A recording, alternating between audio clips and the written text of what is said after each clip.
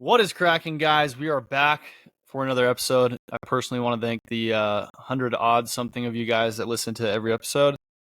I really appreciate that. Doesn't sound like a lot, but that's more than I ever thought would be consistently listening to a podcast that I put together.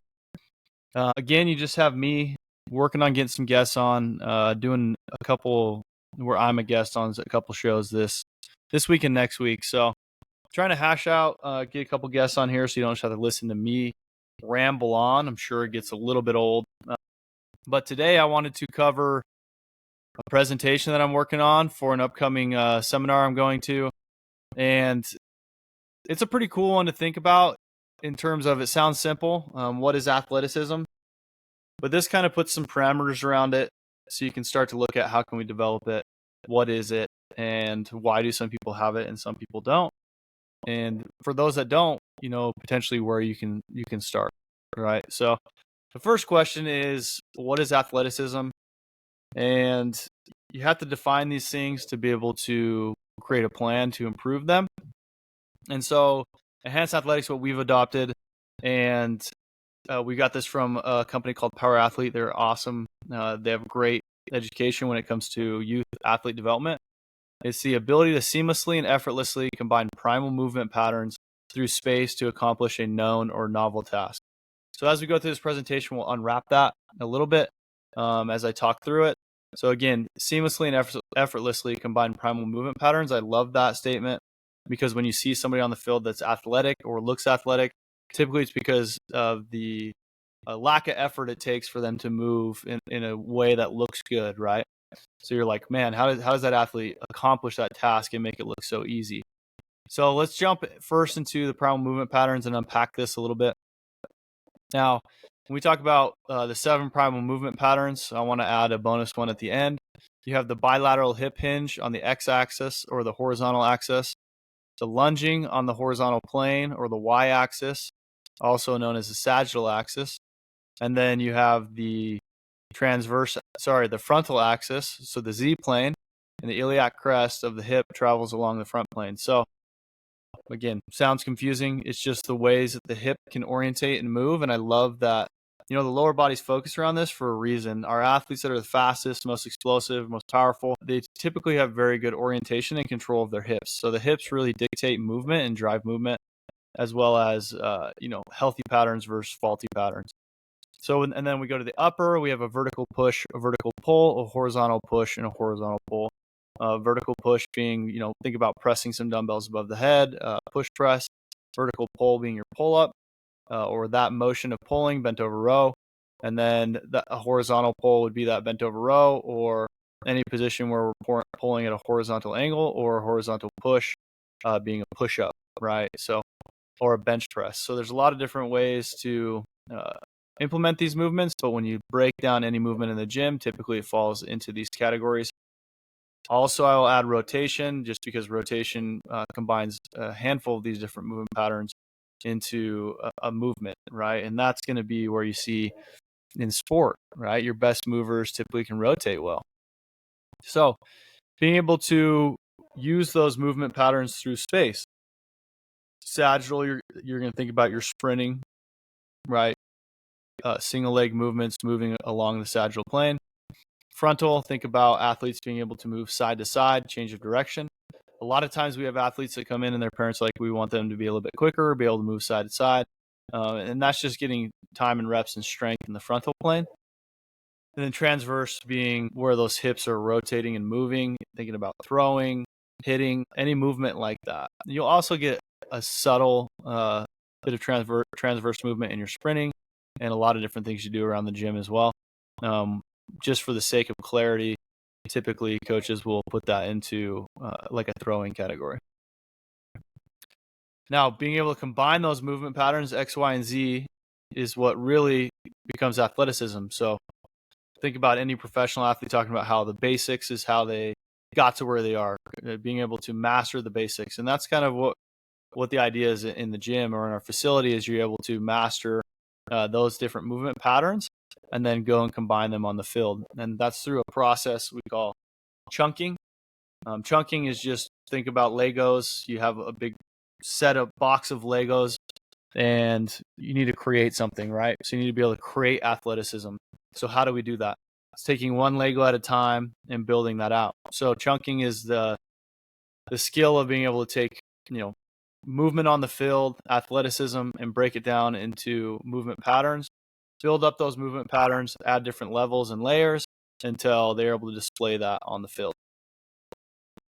Now let's get into seamlessly and effortlessly. So we follow a learning model. I've seen this in multiple different fields, different aspects of business, leadership, whatnot. But it also applies to athletes. So this is the competence window is what I would call it, or the ability to comprehend what you're doing and where you're at in that learning development. So number one would be unconscious incompetence. This is where the athlete walks in, probably haven't been in our facility before. They have no idea, that there's an issue with the movement. So they don't even know that they're doing it wrong. Okay. Typically that's where, a parent comes in and talks about what the athlete needs to improve, but the athlete's not really aware of what they need to improve. Conscious incompetence is potentially when you walk out of the assessment or a couple first sessions and you're like, okay, I'm aware that I'm doing something wrong. And you have kind of the motivation to fix it now because you realize, this is how I'm going to improve my performance. This is how I'm going to reach my goals. This is how I'm going to stay healthy. From there, you move into conscious competence.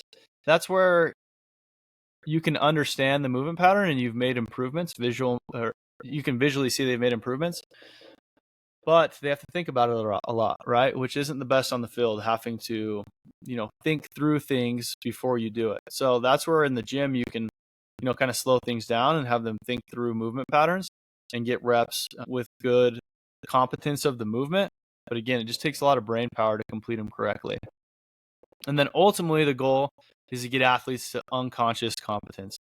That's where they don't have to think about anything. It's full swing from the unconscious incompetence.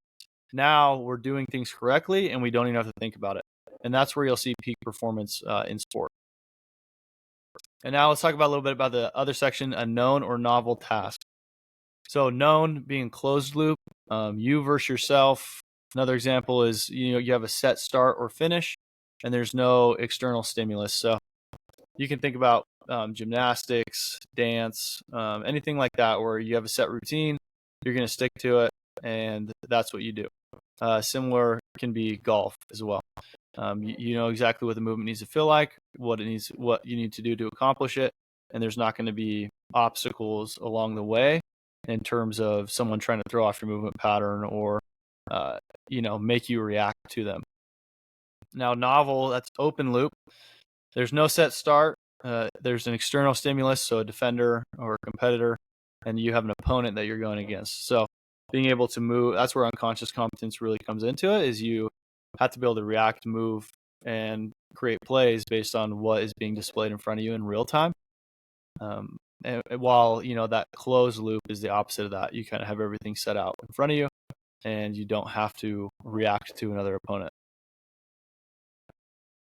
Next, we'll get into when it comes to developing athleticism, don't mistake activity for achievement. So just because you're playing more games, playing more sports, competing in multiple sports, whatnot, going to Gold's Gym 5 days a week, good work is better than a lot of work, right? So being masterful in the way that you decide what you're going to do, bringing in outside sources that are well educated in this to help point you in the right direction and make sure we're not doing too much. So doing the right things, doing less of the right things versus doing more of the wrong things is always going to pan out better in athletic development and the long-term athlete development for your youth athlete.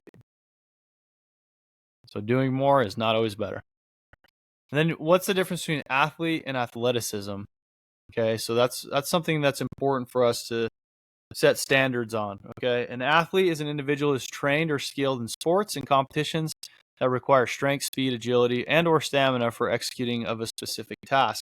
So that's what an athlete is, right? So do you necessarily have to be athletic to be an athlete? No, because depending on your sport and competition, that's going to require different aspects of the human performance model. So that's how I define athlete. Now, when you talk about the athlete triad, so you have athleticism in one bubble, mental and sports skill in the other.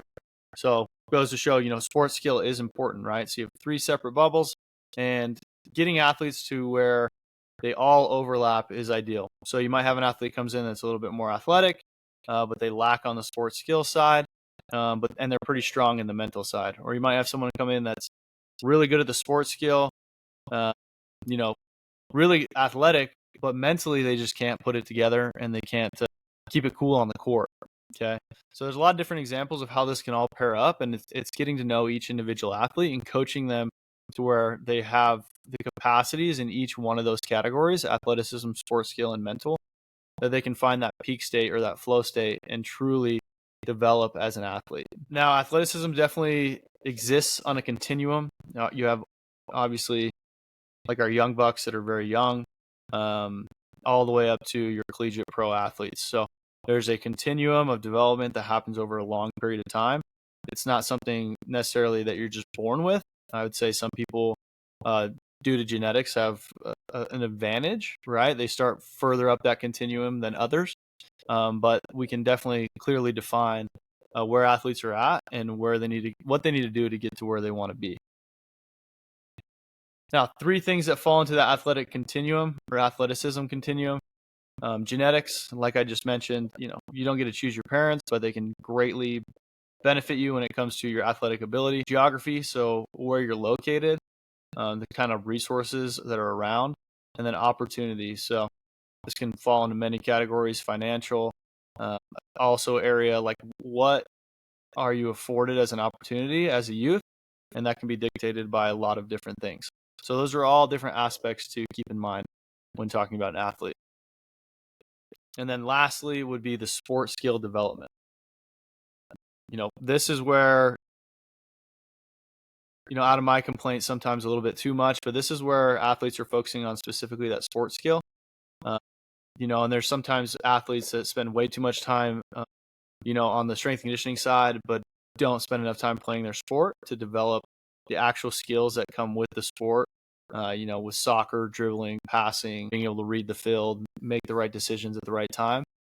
But I'd say more often than not, what you find is there's athletes that spend so much time on sports skill and they're pretty good at their sport in terms of that side of it. But physically, they just aren't developed enough to display their full ability when it comes to what they have achieved with sports skill. So sports skills are important. They're part of the development process, and getting athletes in that setting to get games in, get practices in is important. I would say in today's youth culture, that has gone to pretty much the extreme. There's a lot of athletes that I think would benefit from less games, less practices, and more focus on developing very key things within their game or developing themselves physically so they are more capable, healthy, and robust. So thanks for tuning in for the episode.